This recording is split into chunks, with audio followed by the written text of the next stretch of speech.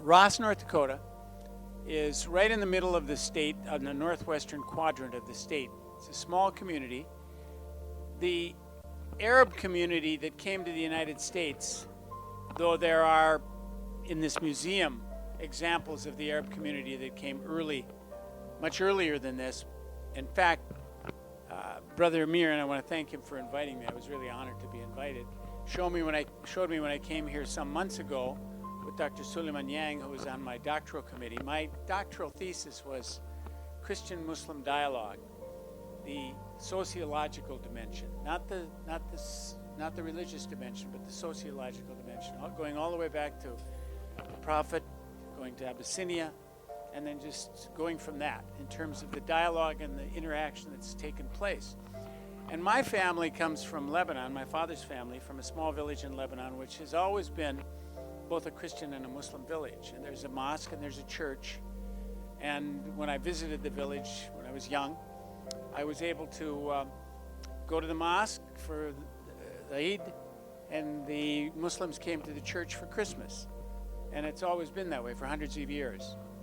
My family is, I'm the family Saba, Saba, S-A-B-A, and Brother Amir showed me at least two places in the museum where you see that family name, Revolutionary War soldiers and Civil War soldiers, that he has found records of. So I was quite pleased to see that my name is here. And the picture of the mosque that's, the first mosque that's in the collection came from the foundation that I headed, the Atiyah Foundation. Now, the Atiyah Foundation, Atiyah means in Arabic, is derived from gift of God, Atta. And that's the family that the main family, tribal family name, having come from South Arabia. And my father was quite a historian and tracked that family all the way back to the year 400, pre-Islamic.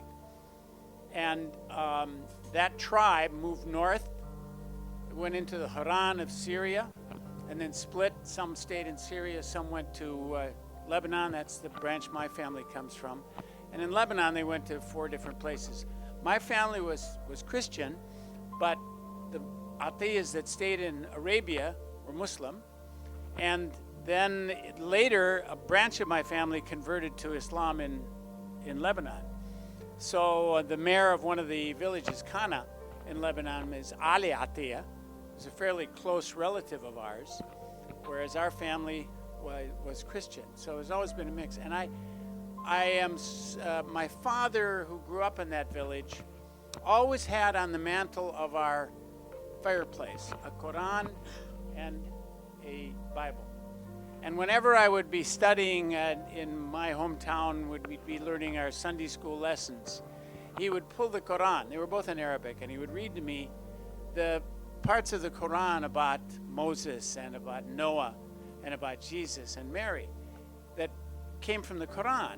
And he always said, you see, it was told from 2 different perspectives, sometimes slightly different, but you see, it's the same story. And it teaches, in some cases, exactly the same lesson, in some cases, a bit of a different lesson. And there's, by the way, a beautiful book done by a scholar at Rhodes University in Memphis, Tennessee, where I lived for a number of years, John Caldner. What Ishmael teaches Isaac is the name of the book. And that book puts together those verses and those parts of the Quran and the Bible to say what we have to learn from each other so much about the same thing. Not even about just, the difference, but about the very same prophets and the very same stories that come from our scriptures that teach us lessons. So I grew up that way. I frankly didn't know, because this particular community in Ross, North Dakota, my father used to take me there, and I didn't know there was a difference of the Arabs in North Dakota as I was growing up. They all spoke Arabic. I didn't know there was a difference between the Christians and the Muslims. They were just all friends and warm to each other. And later learned even about the difference of the Christians, from the Maronites to the Orthodox, and then from the Shias to the Sunnis. Didn't know any of that as I was growing up. They were just all Arabs and friendly and warm and spoke the same language and had the same traditions. And when you come as a Christian Arab, coming from the Middle East, where 90% of Muslims or of Arabs are Muslims, maybe 10% Christians overall. Christians are Muslim in culture. If they're not Muslim in religion, they're Muslim in culture. They don't eat pork. They, have fasting things that are much more like the Muslim fasting, and it's a part of the culture rather than necessarily the religion. But then you find the commonality of the religions also, with the nature of the sharing in these villages where they're both mosques and churches and have been for a long time.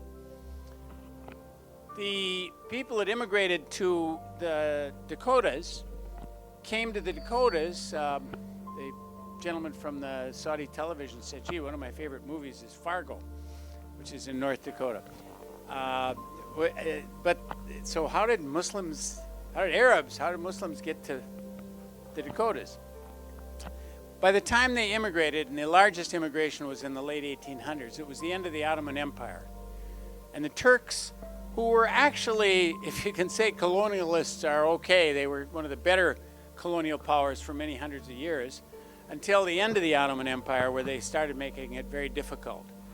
And probably more difficult for Christians, but not exclusively, in terms of conscripting them into the army and actually doing what somebody of you have referred to here, and that's the divide and conquer kind of program. To separate the Arabs of Lebanon and Syria, you started playing Muslim-Christian games, which did not exist historically. Historically, going all the way back to the time of the Prophet, the relationships were quite good and relatively harmonious. But it was the European powers and the Turks that set up the little game of the enemy of my enemy is my friend, etc., etc. But the overwhelming majority of people that came to the Dakotas, the reason they came to the Dakotas, it was the last of the homestead land. Here, people that were farming on 1 or 2 or 5 acres of land in the rocky land of the Levant, of the so-called Levant, of Lebanon and Syria and Palestine, were told that they could now have 160 acres of land free for coming there, prairie land that had never been farmed, with no rocks and flat, cold, but incredible growth process in the spring. And they could get it free by just living on it for 5 years. So they began to come. They were the last of the homestead lands, the Homestead Act of the 1860s. The land further east and further west or particularly further east, was taken up as far as we know. Now, it doesn't look much like a classical mosque, but it was this group of Syrian Muslims from the Bakab Syria of Lebanon that built this, and it was probably the first building built exclusively as a mosque. And they would go to services there. I worked very hard to try to preserve this building as being of the great historical significance to this country, to the United States, the very first mosque. And unfortunately, I tried to get the state to preserve it because the Muslim community had dissipated. It wasn't being taken care of very well. They weren't even having services there anymore.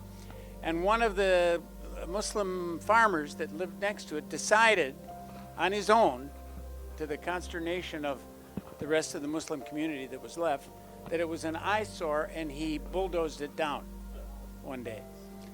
However, and again in the presentation I had, there was pictures of the current mosque that was built.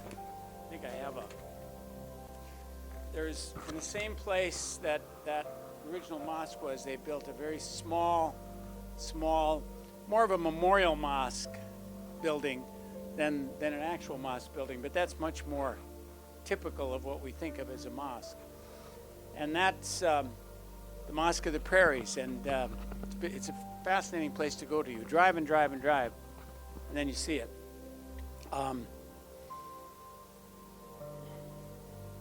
Yeah, I guess there is a picture here. It's coming up.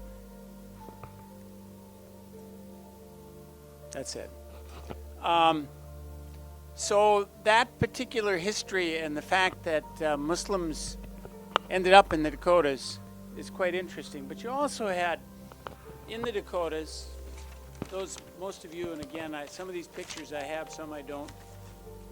That didn't come through, but this is a picture of the very first Arab U.S. senators of Arab heritage. Neither were Muslim, but they were both Arab. And Senator James Abdurrazik, the more heavy fella here, and Senator James Abdunur.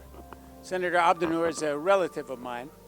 One is Abdurrazik was the most conservative Democratic senator of the last 50 years, and Abner was the most conservative Republican, liberal Democrat, conservative Republican.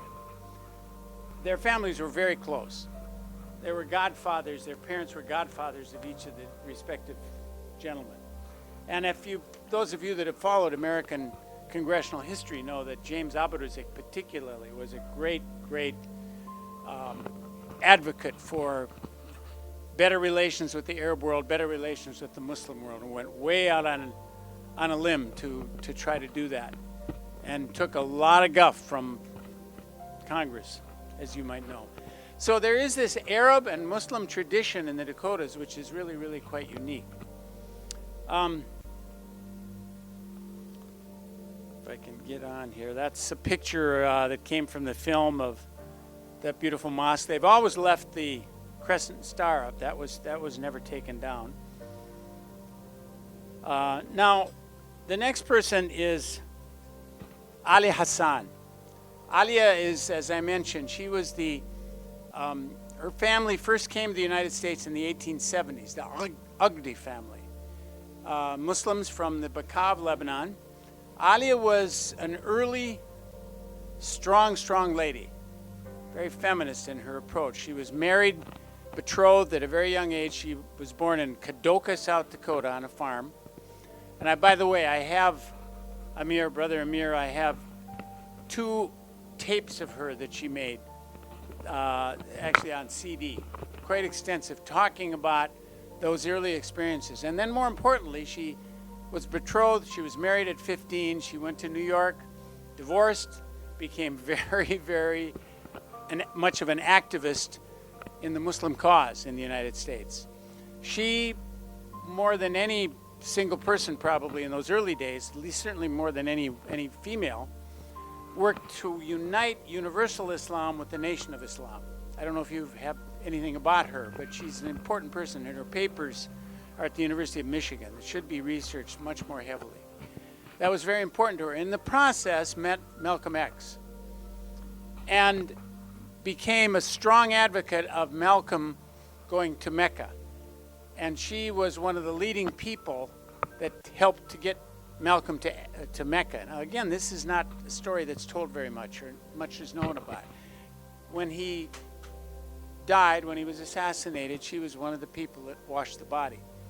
She was a very important person in this whole thing. And she was very much of a non-traditionalist in so many ways. She was very proud of her Muslim heritage, very proud of what she bought, and she helped to form Access, which is the largest, probably helping Arab American Muslim organization in the United States in Detroit, with quite a huge budget. She founded it, her grandson took it over eventually, Ish Ahmad, and it's now a flourishing organization, which was the organization that formed the National Arab American Museum, which I'm on the board on, in Dearborn, Michigan.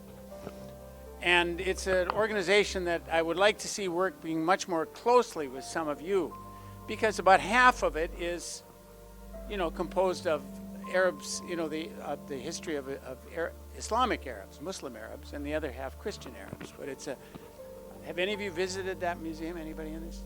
Should visit it. I'm sorry? Yeah, it's quite nice. And she, as I say, this woman was just incredible what she did. She, I think I have another picture here someplace of her. Yeah, that's her. This was when she formed Access in, I think, the 1970s. And some of the people that she formed Access with. But as you can see, she was born in 1910, but she was quite modern in her outlook and what she did. She did some tremendous things, originally from South Dakota, and from a family that's still in South Dakota. That's part of, and it's so interesting to talk to the very few people that are left from the early days of the Muslim school. The imam used to come perform the marriages. They had an imam there way back when. And the tradition that is lost to a lot of South Dakotans. That's another important part, I think, of our work we do. We have to bring those stories back to our own folk who have missed this part of history in many ways. And or, you know, there have been so many conversions.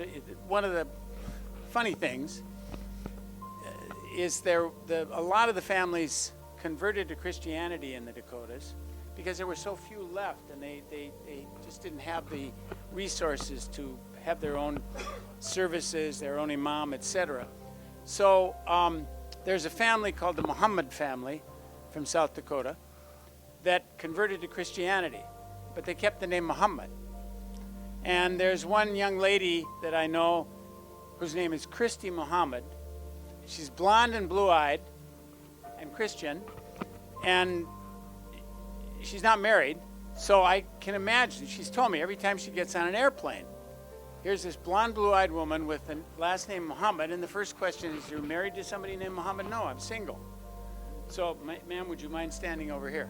Of course, we don't have racial profiling or ethnic profiling in this country, do we? Well, ask Christy Muhammad sometime.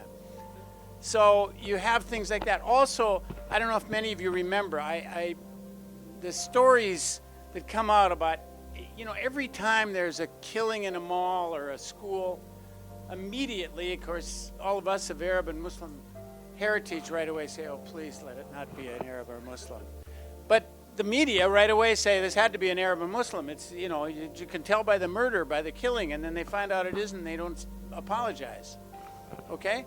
So, if you remember, I think it was in Kansas, maybe Missouri, about 5 years ago, where a man who was a Christian came in and started shooting up a church. He was Christian, and he was one of these anti-abortionists, or what, you know, had some bones to pick. Immediately, they thought it was a Muslim shooting up a church. It was a Christian, and he was doing it based on his Christian values. And he was shot and killed by a woman named Assam. Okay? Now, that Assam was from the South Dakota Assam family, who are Muslims. Now, not one news story carried the fact that a Muslim ended up killing a guy who was killing Christians, who was advocating it based on his Christian value. And one of the words that, to me, is the worst word, and anytime a Muslim uses it, I particularly think it's sinful, and that's the word Islamist. You know, every time I see the word Islamist, and I'm telling you, a lot of Muslims use that word, I just shrink, because you don't, the guy that says, well, I'm going to go kill this doctor because I'm a Christian and he's performing abortions, so I'm doing it based on my Christian values. He's not called a Christianist, ever, is he? Nor is a Jew who blows up like what has happened in Israel, blows up a mosque and starts shooting people. He's not called a Judaist. So why are those few Muslims that are not representative of Islam, that kill people mercilessly, why are they called Islamists? Because somebody else is defining this for us. And whoever defines the situation controls it. Never forget that. Whoever defines the situation controls it. Don't let them define it. And that's what's happening here in this museum. You're helping to redefine or put it back to its original definition rather than letting other people define these things for you. It's very important. So here we have Ali Hassan and the relationship she had to Malcolm X, and the important thing that came right from the Dakotas. See if I can go on here without making any more, seeing any more. That's the Malcolm X part.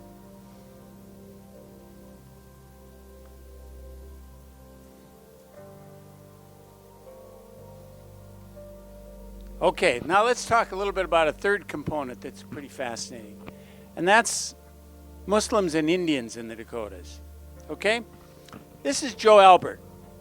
Joe was, his name was actually not really Joe Albert. It was Yusuf Ahmed, I think. And Joe was, I ran for the United States Senate in North Dakota in 1980. And as I went around the states, talking to the old farmers, they said, "Yo, you're Syrian, right? Were you related to Joe Albert, the bear wrestler?"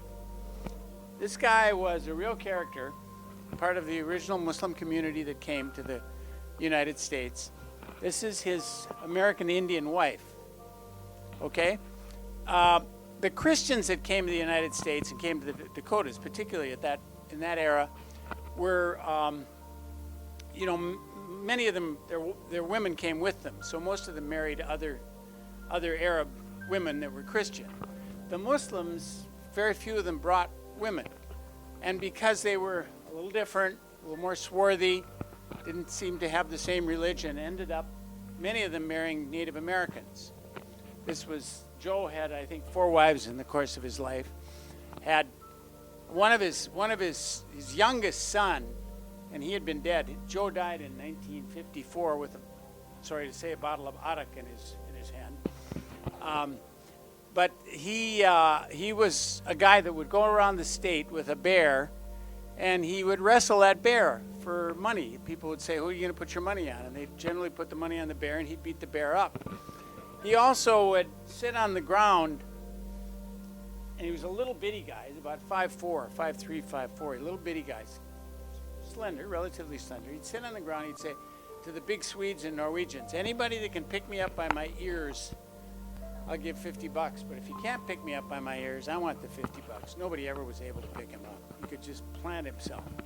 And people, when I was running for the Senate, would say to me, "You related to that guy? I mean, he's, fantastic guy, really interesting guy." But his youngest son, I met and said, "Now, you're the youngest son." He had something like 18 kids from 4 wives. They said, how old was your dad when you were born? He says, "Oh, you mean the old man?" "Yeah." "Let's see, he was 80. So he was a very virile guy, character that everybody loved. My dad, I actually met him when I was a little kid. I kind of have this vision of remembering this guy with a bear, and it was just the craziest thing. But a really important part of the Dakota history. In any case, many of the descendants of the Arab Muslims that settled in North Dakota. Okay, well, this will give you a little bit of idea of where they came from. This is Lebanon, Beirut, Damascus here. And this area is where the majority of them came from. My father's village is Ain Arab. Ain Arab was half Christian and half Muslim. Most of the rest of the villages here in this area are mostly Muslim. But this little area is where most of these Dakota folks came from. Now, where did they settle? Oh, and they brought their pictures. This is great. I'll show you later the person that I think is the first Muslim legislator in the United States. And I asked Brother Amir if he could verify that. You told me that somebody from North Dakota or from North Carolina, probably the mid-70s. This is the grandfather of a guy who is from North Dakota that was a state legislator in the late 60s and early 70s, and I'll show you a picture. But they brought their pictures of their people along, which really, was kind of strange for North Dakota. North Dakota is primarily Northern European. 95% of the people. It's not a very diverse state in terms of ethnicities. 95% of the people are either of Norwegian or German background. So they have a lot in common. Their languages aren't that different, not that different from English. And along comes the Arabs, and particularly the Arab Muslims, who brought in a culture very, very different, except they were the link between these groups. In other words, the Germans didn't talk with the Norwegians, the Irish didn't talk with the Germans, but the Arabs were peddlers. This particular book that I told you about is just an incredible book, and it's titled Syrian Lebanese in North Dakota, prairie peddlers. Because they discovered very early, and those of you that have seen the movie Oklahoma, the character that Eddie Albert plays, the merchant that goes around, they actually make him a Persian. I don't know why they didn't make him an Arab. There were very few Persians, but it was pretty much Arabs that were the peddlers, including the Arab women, who used to ford rivers and all kinds of things. When they found out, well, they can make money just as much as the men can, so let's let them go out and peddle to the women. And that peddling tradition really didn't exist where they came from. They were farmers, most of them. And simple people, but a high percentage became peddlers for a couple of reasons. One, they were honest, they were very honest, and the people liked their honesty. They didn't cheat people, number one. They sold things from the Holy Land, things from the Middle East, and carried messages around from village to village. This is before there were telephones and radios and all that stuff, and they just carried the stories of what was going on. Plus, they didn't need to know much English. They could, this kind of stuff. And they, instead of the tradition that the Europeans came from, where they worked as laborers and worked to get a monthly salary and they were paid at the end of the month, the Arabs and the Muslims started, they could go out and they could sell something today and have the money in their pocket. They liked that. They did very well.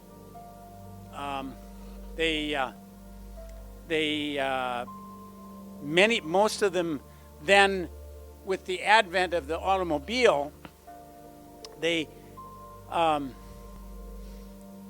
made their living by farming early, and very few of them are farmers, except interestingly, here's where the Muslim community settled the most, this part of North Dakota, okay, which was the worst farming land in the country that was left. And they were dirt farmers, and not many of them became peddlers, although part-time they did. So I remember traveling up here. I grew up in Bismarck, and my father used to take me up to see people up there, and you'd go along the road and you'd see mailboxes that would say Ole Olson, Hans Schmidt, and Hassan Abdullah, which seemed a little out of context, but my dad knew all these guys. He'd introduce me. Well, Hassan Abdullah today and Shahat Juma, their grandchildren are on land. How many of you have heard of the Bakken oil field? The Bakken. Okay, Bakken oil field is the oil field discovered in North Dakota not so long ago. There's always been oil in North Dakota, but they discovered much more oil. That state right now with 600,000 people population is now producing 1 million barrels of oil a day. Now that's that's about to pass Texas as the leading producer in the United States. There's an Indian reservation right here with some mixed Arab Indians called Fort Berthold. Their income is $40 million a month, tribal income. Not from gambling, like many of the tribes have done, but from oil income. These guys here who kept their land, and many of them did, the poor Muslim farmers, are now multimillionaires. Okay? Very interesting the way history creates this and changes this. But most North Dakotans don't like the wealth, believe it or not. Wall Street Journal just did an article because they found there are now more millionaires per capita in North Dakota probably than any place per capita, because these people all have been making so much oil money and there's so few of them. And the guy interviewed the head of the Chamber of Commerce up here in Williston, which is the main bigger city. He said, I bet you see a lot of Rolls Royces and Bentleys, right? The guy said, nah, occasionally they'll buy a F-150 truck, Ford truck. They just don't show off. And they don't like, nobody dislikes wealth, but they don't like what the wealth has brought in. Sort of gold rush kind of craziness and a lot more crime and, immoral things that are happening with that. Unfortunately, that happens. But it's nice to see that these poor dirt farmers now have gotten so rich. And some of their great-grandchildren of the people that I talked about are getting checks for $15,000 a month, oil royalty checks. So it's kind of interesting and fascinating that that's happened. So the Indian-Arab connection, The Turtle Mountain Reservation that I told you about is right up here. It's the largest population one. And I believe 3 of the last 5 tribal council chairmen are mixed Arab, Muslim, Indian heritage. And they still have Qurans from what their family brought. And they still have some of the traditions. So as you looked at them, I think one of the brothers here is part Cherokee, I believe he was saying. But I mean, as you look at them, you would not know they have anything other than Native American blood. I took some Native Americans to Alaska to meet Alaskan Native Americans, and from the tribal council from a reservation it's down here. And, their names were like Yellow Hawk and Kills the Road. And then one of the guys' names, and he looked just like everybody else, was Abdush. And I said, oh, wait a minute, are you, all Indian? Well, he says, all Indians, but my grandfather came from Syria, and he was Muslim. So you find this, and again, these are all lost or very poorly known components of American history that I think need to be researched, cataloged, dealt with in much more depth. And that's why, as I say, I've been so happy to get to know Brother Amir. And yes, sir. Okay. I just want to show you one last thing, and then I'll go back. I can go back. This is Gene Nicholas. He's actually from the Ossie family. He was a North Dakota state legislator. That picture of the gentleman with the sword was his grandfather in Syria. And he was a state legislature, I think, in the late 60s through the early 70s. I mean, he's still around, but he was maybe the very first Muslim legislator in the United States from good old North Dakota. So coconuts in the Antarctic or Muslims in the Dakotas. That's the name of the game. Okay, you want me to go back to which slide here? This one? Okay.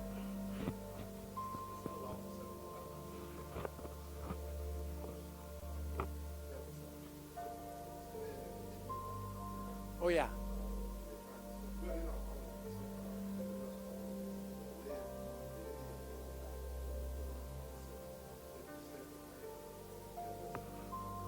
Yes, that would be in South Dakota. It's the Black Hills. It's where Mount Rushmore is. It was and still is very sacred land. Now, the U.S. government has actually offered a settlement with the Dakota Indians, which is the tribe that are mainly, almost all the Native Americans in South Dakota are Dakota. What we call Sioux, but Sioux means enemy in their own language, or in French. So it's not a favorable term. Here there are 2 reservations, 3 actually, that are Dakota. But this one's Ojibwa and this one's Mandan, Hidatsa, and Arikara. And most of the land, other than the Black Hills in South Dakota, was not their original land. They were pushed off into that land. They lost their original lands. And the treaties that were developed with the Native Americans, were said that they would have their lands in perpetuity, and they would have their health care taken care of in perpetuity. And you have people in these states that are running the states saying, oh, these darn Indians think they deserve a check every month, and they're lazy, and I mean, all this racist, terrible stuff that, you hear, and we've taken their land away from them. And they didn't put the same kind of boundaries on their land that the white people did, The land was for mankind. It wasn't for put your fence up here and somebody else can't go on it. It was for everybody. Yeah, it's pretty sad. Well, that's pretty much my presentation, but I'll certainly answer any questions or respond to any thoughts that all of you have. But again, I greatly appreciative of the invitation, of the chance. And Dr. Yang, who I've known for 35 years, and I was fortunate enough to have him on my doctoral committee when I did the Christian-Muslim dialogue thing. And what a wonderful, wonderful human being that has taught so many people so much, including me. Yeah, you had a question back there, in the back.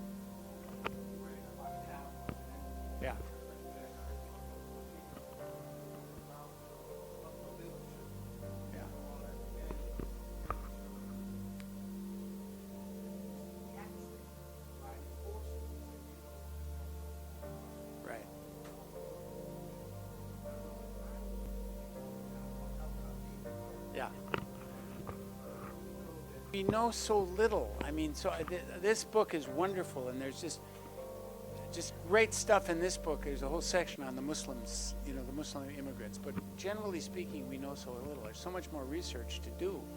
It's just such an ignored part of history, and I hope that some of our younger researchers will go and pursue this, because it's really critical. I might say also, how many of you know the name Arabelle Thompson? Arabelle Thompson is in the North Dakota Hall of Fame. She was the first editor of Ebony magazine. It's really something to see with all these white faces, this one black face and the North Dakota Hall of Fame. And I had, again, the good fortune of meeting her in her later years. And she told me an incredible story that I'll never forget. My grandfather had a little restaurant, grocery store in Bismarck, North Dakota in the early 1900s. Arabelle's father immigrated to North Dakota. Number of black folk from the South immigrated to the Dakotas and homesteaded. They actually had the same access to homesteading land as anybody did, and they got 160 acres free. And her father had homesteaded. I think he came from Kansas. And he may have been one of the Buffalo Soldiers from that era, because there were quite a number also, not a huge number, but there were a number of Buffalo Soldiers that settled in North Dakota. So there's an interesting African-American history. And I haven't really found a tie between that African-American history and the Muslim history in the Dakotas, but there probably are things that one would find if they really do some deep research. And by the way, the Buffalo Soldiers and the black community in the Dakotas chose kind of to do business, if possible, as did the Indians and the people like the Gypsies, with the Arab traders, because they could identify with them a lot more. They were, by the way, they always tease me because they kicked me out of the Arab things. I was the first executive director of the National Association of Arab Americans. I always say I'm the white sheep of the family rather than the black sheep of the family. Okay? Because most of the people in my family are quite dark. But the Arab American or the community in the Dakotas, in North and South Dakota, that exists today, having evolved from that, are trying to put this all back together, trying to put this history together. And we're not getting a lot of cooperation, although there are really good historians that want to put it together. And most of the old timers, the original immigrants, obviously now, even their children are dead. So it's hard to put this history together. I mean, we do have a few things like Alia's, recordings that you should have copies of, etc. And again, you've heard me kind of talk about asking questions about inclusiveness. I don't want to say, I'm not advocating this inclusiveness to the dilution of anything that you're doing with the emphasis on the African American component of Islam in the United States. That's really important for a lot of reasons.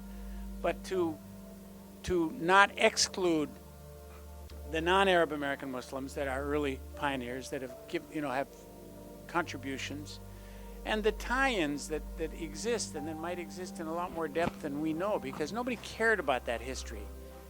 And people say, well, you're Lebanese, and Khalil Gibran is Lebanese and famous guy. Very few of the immigrants from these countries were the educated ones. They were the dirt farmers, the faladin. The people that just didn't have a lot of education. Most of their children and grandchildren became very well educated and did exceptionally well. And by the way, the interesting tie-in with the Muslims and the traditions of the Dakotas are what was happening in America at the time. There's some interesting stuff. The commonalities are the things that made them fit in more than even some of the others. For example, a large part of the immigrants in that early part of the immigration were here when Prohibition was on. And they didn't have, generally speaking, didn't have any problem with Prohibition because of the prohibition that existed in Islam, things like that. So there were, and the extended family traditions, the honesty that existed. Am I saying other people were dishonest? No. But my father, and I mentioned this yesterday, I think it was, at the seminar, my father said, frankly, he said, I happen to be Christian, but I would rather do business with Muslims than Christians. They're much more honest. I can almost be positive that they're going to be honest. Does that mean that Christians are dishonest? No, not necessarily, but he just chose that because he knew if he did business when he was a peddler with his Muslim brothers and sisters, he could feel a kind of honesty and not have to worry about anything being did. He was close to getting beat up. It was close to getting beat up, and he was kind of ostracized for the community for a long time. But he was one of the community ultimately. And you know how when you have one of your own, he was a Muslim. Yeah, it wasn't an anti-Muslim thing. He's just a very headstrong guy. I met him, who just decided one day he was gonna bulldoze this place down. And even before that, the picture I have is one of the pictures I originally got from the state. I pleaded with him. I said, "This is the first masjid in America, in North America probably, and please do something to at least preserve it as a historical place. If there isn't a big enough community to support it as a masjid per se, do something to preserve it for historical purposes because it's really significant." But no, it's common land. Yeah, there's a cemetery there, and the cemetery is still there. You saw the fence post. That cemetery is still there, and so it was always, common land given originally by one of the Syrian Muslim farmers that had land in that area. And the videos are really quite interesting as people travel across the prairies and, go to where the original mosque was and see the one that's been put up now. Sure.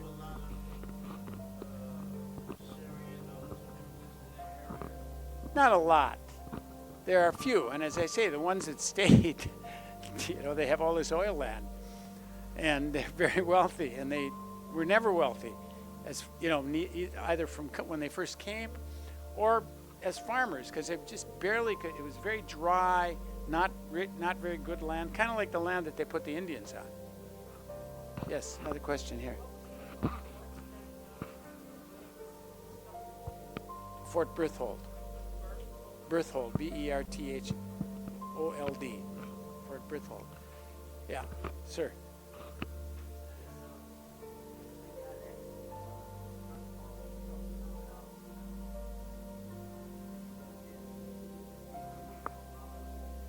Yeah.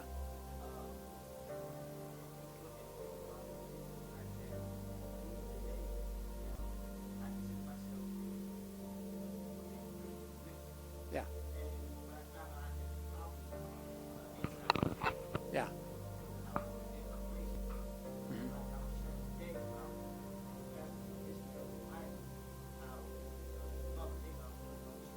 Right. Yeah. Right. Right. Right. Mm-hmm. Yes. Yes. Yeah, this is really strange because in South Dakota and North Dakota, they're very red states. Okay? For example, in South Dakota, where I live, the state Senate has 35 members. 32 are Republicans. Only 3 are Democrats. In North Dakota, it's about the same. And always been very conservative politically, etc. on the surface. But North Dakota has a state bank that is state-owned, has a state mill and elevator that mills grain, makes bread, has a state cement plant. The socialists from other parts of the country used to come over, and from other parts of the world used to come and study the socialistic aspects of the Dakotas. It was really crazy to see such a conservative thing on the surface. The Nonpartisan League stopped there with La Follette, fairly famous socialist leaders in the United States. And yet you have this, the only real political battles, by the way, are in the primaries now because the Tea Party folk, run against the more center of the road Republicans. But that's the big election. The general election is just automatically, Republicans in most cases. So it's quite an anomaly. And even Abarisk, the most liberal senator, he was voted the most liberal senator in the last 50 years, I believe. more liberal than McGovern, who was also a South Dakotan. His family are very conservative Republicans. They wouldn't even put a McGovern sign up on their in their land. When McGovern ran, they'd only put up obelisk signs. So it's quite interesting to see that. And again, it's that farmer, even though guys with oil now are very conservative, because in the same way that maybe you have a good crop this year, you get a good price for your wheat, the next 5 years you got a drought, you're going to lose. So that conservative attitude comes from that a lot. And it's like, okay, now we're the leading producer of oil with fracking, this new process, and we're going to buy an F-150 Ford truck rather than a Bentley or a Rolls-Royce.